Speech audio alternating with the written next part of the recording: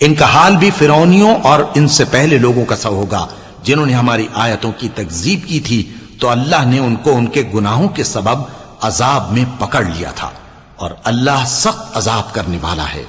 اے پیغمبر،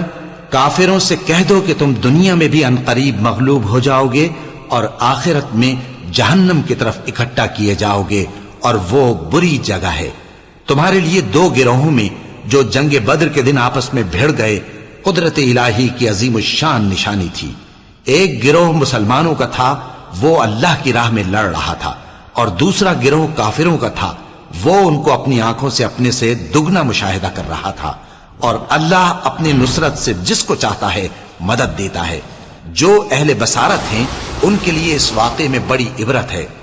لوگوں کو ان کی خواہشوں کی چیزیں یعنی عورتیں اور بیٹے اور سونے اور چاندی کے بڑے بڑے ڈھیر اور نشان لگے ہوئے گھوڑے اور مویشی اور کھیتی بڑی زینت دار معلوم ہوتی ہیں، مگر یہ سب دنیا ہی کی زندگی کے سامان ہیں، اور اللہ کے پاس بہت اچھا ٹھکانہ ہے۔ اے پیغمبر، ان سے کہو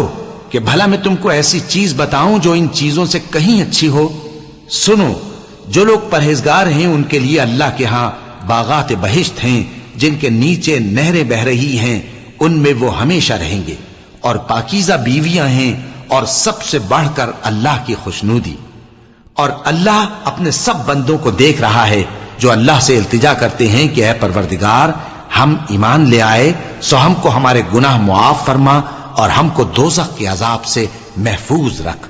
یہ وہ لوگ ہیں جو مشکلات میں صبر کرتے اور سچ بولتے اور عبادت میں لگے رہتے اور نیکی میں خرچ کرتے اور اوقات سحر میں گناہوں کی معافی مانگا کرتے ہیں۔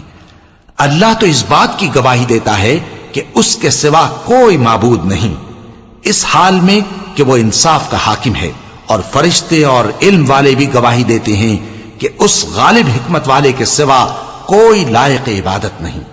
دین تو اللہ کے نزدیک اسلام ہی ہے، اور اہل کتاب نے جو اس دین سے اختلاف کیا تو علم حاصل ہونے کے بعد آپس کی ضد سے کیا،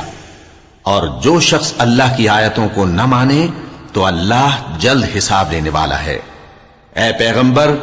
پس اگر یہ لوگ تم سے جھگڑنے لگیں تو کہنا کہ میں اور میرے پیرو تو اللہ کے فرمانبردار ہو چکے، اور اہل کتاب اور ان پڑھ لوگوں سے کہو کہ کیا تم بھی اللہ کے فرمانبردار بنتے اور اسلام لاتے ہو؟ پس اگر یہ لوگ اسلام لے آئیں تو بے شک ہدایت پالیں، اور اگر تمہارا کہا نہ مانے تو تمہارا کام صرف اللہ کا پیغام پہنچا دینا ہے، اور اللہ اپنے بندوں کو دیکھ رہا ہے۔